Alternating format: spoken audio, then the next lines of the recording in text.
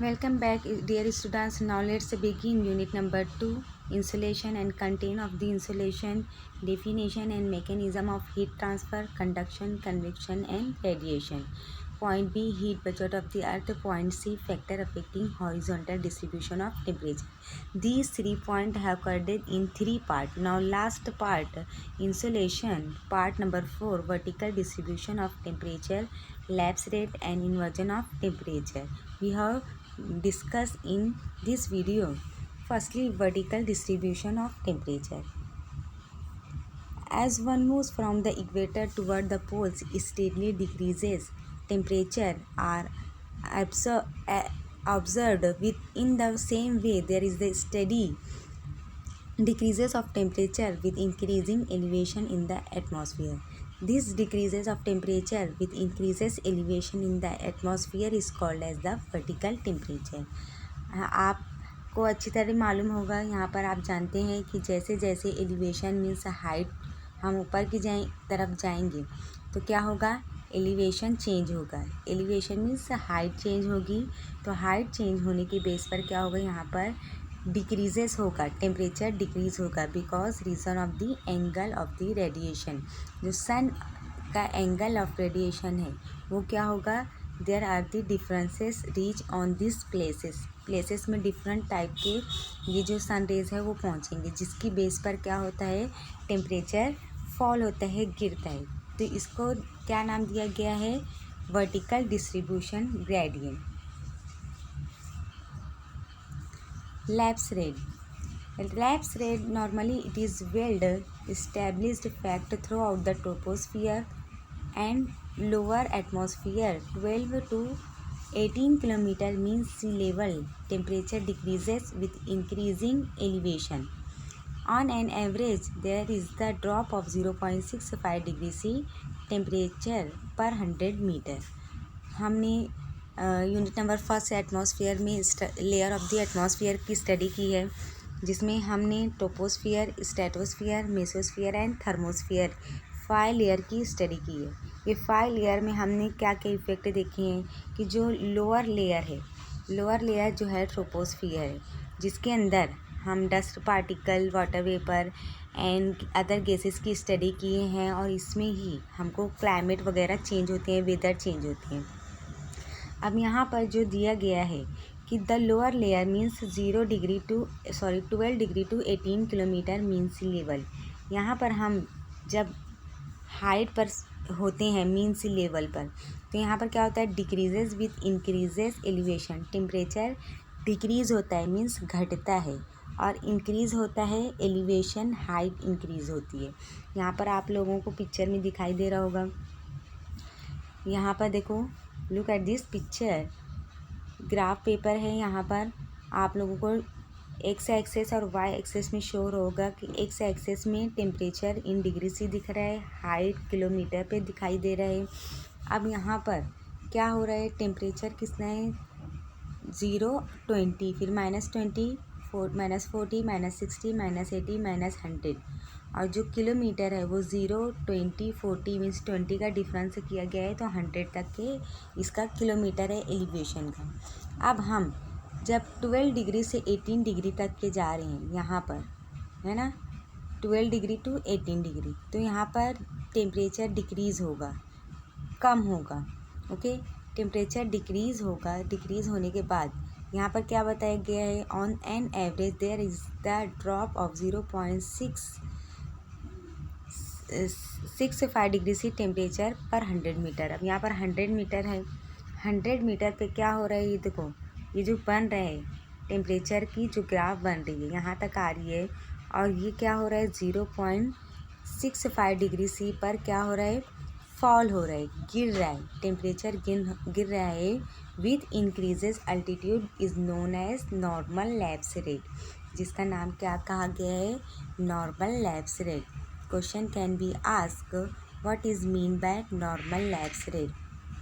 तो answer, the troposphere or the layer atmosphere 12 kilometer to 18 kilometer temperature decreases with increases elevation. On an average drop of 0.65 degree C temperature per 100 meter. This decreases in temperature fall with increases altitude is known as normal lapse rate. Inversion of temperature.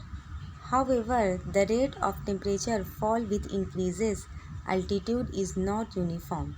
Variation in lapse rate are found during day and duration of insolation. अब यहाँ पर जो है falling of the increases altitude is not uniform. altitude कैसे रहते हैं? altitude means हम height पर जाएंगे, तो हाइट पर जाने के बाद यहाँ पर क्या होगा, टेम्परेचर डिक्रीज होगा with height is increase and much less than normal, और ये नॉर्मल भी रहेंगे.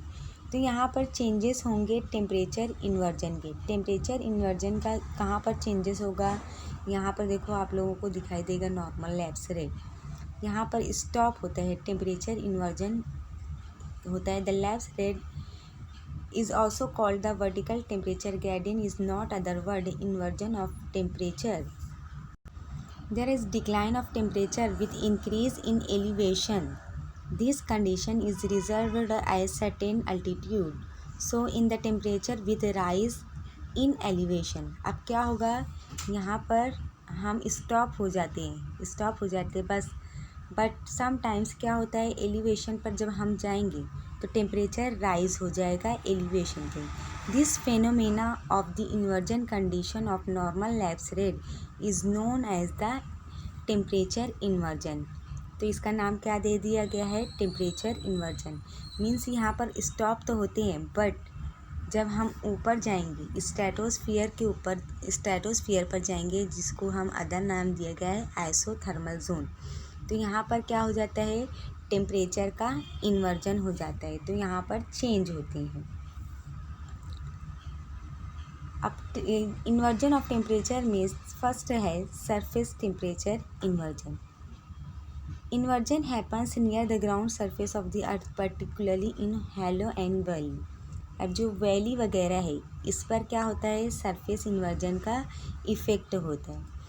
This condition of the temperature awkward win the following condition. First condition है कोल्ड वेदर सीजन, काम night and light blow of wind. अब यहाँ पर आप लोगों को मैप दिख रहा होगा, सॉरी पिक्चर में यहाँ पर कोल्ड एयर है, वार्म एयर है और कूल एयर है. ओके, अब यहाँ पर चेंजेस क्या नज़र आएंगे, one by one have show. During winter when sky is clear. यहाँ पर विंटर है, winter time. Then winter sky is the clear and wind are calm near the ground become cooler. Wind कैसी हो जाएगी, calm हो जाएगी, cooler होगी and upper layer of the atmosphere पे. But hollow and valley this situation becomes ideal colder air masses. देखो ये जो है वैली एंड हॉलो, वैली है, वैली पर क्या होगा, इसका चेंजेस होगा. यहाँ की एयर मासेस कैसी रहेगी, कोल्डर हो जाएगी, है ना, ओल हैवी हो जाएगी. क्योंकि जब बहुत ज़्यादा ठंड हवा रहती है तो वो कैसी हो जाती है, हैवी हो जाती है, डिसेंड डाउन हो जाती है. तो वो डिसेंड डाउन होने के बाद क्या होती है, फॉल इन सरफेस. ये जो नीचे का जो एरिया है इसके ऊपर होगी, ये क्या हो गई, नीचे डिसेंड डाउन हो जाएगी. Valley slope at the bottom and warm light air remaining over the base of cold air. अब यहाँ पर क्या होगा, जो सोलार एनर्जी है, सोलार एनर्जी होने की वजह से क्या होगा, यहाँ पर बहुत ज़्यादा हॉट हो जाएगा. तो यहाँ पर हॉट होने की वजह से जो अर्थ सरफेस है वो हॉट होने की वजह से क्या होगा, ये जो एयर है, warm air light air masses over the base of cold air, तो ये क्या होगी, कोल्ड एयर में मिक्स होगी, राइज अप होगी. तो experience there rise in temperature with increase in elevation. तो यहाँ पर क्या होगा, टेम्परेचर इंक्रीज हो जाएगा, एलिवेशन पर राइज अप होगा. जैसे जैसे हम ऊपर की तरफ जाएंगे तो टेम्परेचर कैसा होगा, राइज होने लगेगा, ऊपर की तरफ जाएगा. This kind of temperature inversion is known as surface inversion. इसको क्या कहेंगे हम, सरफेस इन्वर्जन कहेंगे. Generally surface inversion is more commonly in temperature lands with uneven relief such as mountain and valley structure. क्या होगा यहाँ पर, माउंटेन और वैली स्ट्रक्चर ये रिलीफ कैसी रहती है, अनइवनली होती है, जिसकी बेस पर यहाँ पर टेम्परेचर भी क्या होता है, कॉमन होता है।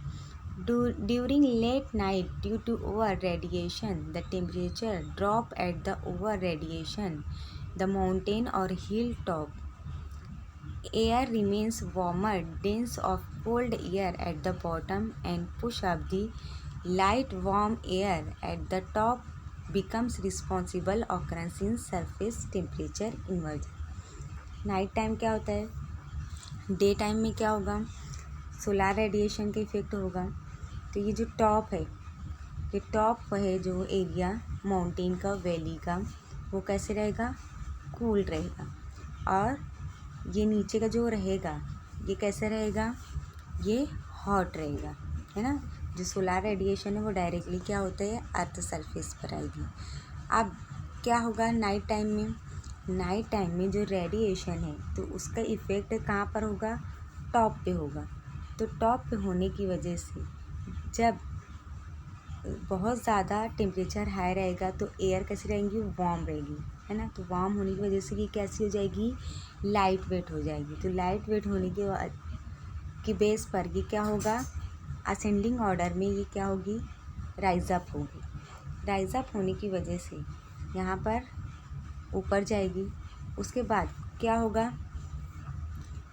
जो कोल्ड एयर है वो क्या होगा, डिसेंड डाउन होगा, डिसेंड डाउन होगा। तो यहाँ पर क्या होगा, इन्वर्जन होता है। जो टेम्परेचर का है वो इन्वर्जन होगा day time. And night time में क्या होगा, जो सोलार रेडिएशन है तो रेडिएशन जो वार्म एयर है वो क्या होगी, यहाँ से नीचे जाएगी, अपर साइड से लोअर साइड में जाएगी, मीन्स हल्की हो जाएगी। जैसे हमने नियरनेस ऑफ द सी में स्टडी की है कि हाई प्रेशर से लो प्रेशर, लो प्रेशर से हाई प्रेशर जाती है। तो this is the during late night due to over radiation temperature drop at the over radiation the mountain और hill top air remains warmer, dense of cooled air at the bottom and push up the light warm air to the top। जो dense air रहती है वो bottom में जाएगी और warm air जो रहेगी वो टॉप पे जाएगी। This responsible occurrence of the surface temperature inversion. इसकी बेस पर क्या होगा, सरफेस टेम्परेचर इन्वर्जन होगा। Next point, radiation inversion. Radiation inversion generally happen in place where it cools off a lot at night. During the night, the ground cools off, radiating the heat to the sky, hence an inversion. इसके बाद क्या होता है, इसका inversion होता है। Look at this ground, cold ground, cool air, warm air, infrared radiation, जो solar radiation है, टू रेडिएशन है। एक इंफ्रारेड रेडिएशन जो directly reach on the earth surface, earth surface पर आती है। अब यहाँ पर डे टाइम में क्या होता है, ये बहुत ज़्यादा एब्जॉर्व करती है। तो नाइट यहाँ पर जो वाटर है और स्नोफॉल है ये क्या कहते हैं, इसको एब्जॉर्ब करते हैं। और उसके बाद नाइट टाइमिंग में क्या हो जाता है, ये जो कूल प्लेस है तो यहाँ पर रेडिएशन इफ़ेक्ट होता है, यानी go back to out going on the atmosphere. Atmosphere पर ये आउट गोइंग जाते हैं। This is called as the radiation inversion. इसको क्या नाम दिया गया है, रेडिएशन इन्वर्जन। यानी टेम्परेचर जो है इन नाइट टाइम में वो आउट गोइंग हो जाता है ऑन दी एटमॉस्फेयर पर। Above surface temperature inversion. Above surface के ऊपर। अब यहाँ पर सरफेस पर जो है टेम्परेचर इन्वर्जन फेनोमेना में occur well above the surface और ground level at various atmosphere level when two air masses of differential character cold warm comes in contact. हमको यहाँ पर दो टेम्परेचर हमको दिखाई देगा कैरेक्टरिस्टिक में। एयर जो मासेस हैं वो फर्स्ट है cold and second warm. Okay, अब यहाँ पर जो मैकेनिकल प्रोसेस होता है, यहाँ पर दिख रहा है आप लोगों को mechanical process like subsidence of turbulence also bring about the surface. Turbulence means जब लो प्रेशर और हाई प्रेशर होता है विंड का, तो टर्बुलेंस आते ये कोन के जैसे क्या होते हैं, टर्बुलेंस होते हैं ना। तो यहाँ पर कहाँ पर होगा, अर्थ सरफेस पर इसका इफेक्ट होगा। And other thing the phenomena surface layer phenomena like condensation, clouds, precipitation, rainfall, snow drop may becomes responsible to release heat so that upper air layer becomes warmer than lower air। जो upper layer है वो कैसा हो जाता है, warmer than lower air. जो lower air है वो कैसे हो जाएगा, कूलर होगा। और यही अबव सरफेस पर क्या क्या फिनोमिना होते हैं, कंडेंसेशन भी होता है, क्लाउड्स फॉर्मेशन होते हैं, प्रेसिपिटेशन होता है, rainfall, snow drop becomes responsible of this heat that upper air। इसकी वजह से ही ये क्या होता है, यहाँ पर चेंजेस होते हैं जिसको अबव सरफेस टेम्परेचर इन्वर्जन कहा गया है। नेक्स्ट पॉइंट है advection. Advection inversion, this is the unique phenomena when air masses of different densities and thermal character override each other, the colder remains at the bottom, warmer at the top, so that upper air layer imply higher temperature than lower layer। यहाँ पर देखो क्या दिखाया जा रहा है, warm air land inland, cold marine air, cool ocean, cool air flow under beneath warm air. जो surface होता है कूलर एयर का, तो यहाँ पर क्या होगा, जो बीनीथ है, बीनीथ सरफेस में क्या होगा, यहाँ पर वार्म कंडीशन रहेगी। बट जो अपर साइड की जो ओशन है, ओशन तो वो कैसी रहेगी, कूल रहेगी। Because of the air masses different density the thermal character, जो थर्मल कैरेक्टर लेकर आता है। ये थर्मल कैरेक्टर कैसा आता है, जहाँ से जो रीजन से जैसी विंड ब्लो करके आती है, हॉट विंड, कोल्ड विंड, उसकी बेस पर क्या होता है, यहाँ पर जो थर्मल कैरेक्टर है वो राइड होते हैं, यहाँ पर उसके साइकिल्स चेंज होते हैं। तो बॉटम में जो है ये कैसा रहेगा, colder remain at the bottom and warmer at the top. Top पर कैसा रहेगा, वार्म रहेगा, बट बॉटम साइड कैसा रहेगा, कोल्ड रहेगा।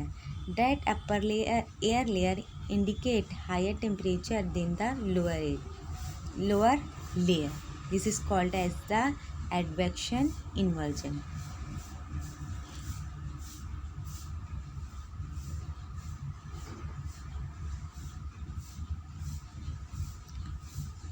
Frontal inversion. Frontal inversion occurs when a cold air masses undercut a warm air masses and lift it aloft. The front between the two air masses then has warm air above and cold air below. Look at this two picture. यहाँ पर देखो frontal inversion. Frontal inversion में two air masses control करता है, first cold and second जो warm रहता है, warm air condition. अब यहाँ पर देखो जो कोल्ड एयर कंडीशन है, यहाँ पर कोल्ड एयर कंडीशन 200 माइल्स से 200 माइल्स, एडवेक्शन कोल्ड फ्रंट। अब यहाँ पर एडवेक्शन कोल्ड करंट यानी क्या हो गया, वार्म एयर। वार्म एयर क्या हो रही है, राइज अप हो रही है, और यहाँ पर क्या बन रहा है, यहाँ पर क्लाउड्स फॉर्मेशन हो रही है। तो ये वार्म है, और जो एयर है कोल्ड एयर वो कैसी हो रही है, डिसेंड डाउन हो रही है। तो यहाँ पर क्या बन रहा है, फ्रंटल बन रहे हैं, फ्रंटल इन्वर्जन बन रहे हैं, जिसकी बेस पर यहाँ पर two air masses has warm air above and cold air below. Warm air above रहेगी and cold air in below. This is the frontal inversion of temperature. Now The last part number 4, this topic have covered it. Thank you.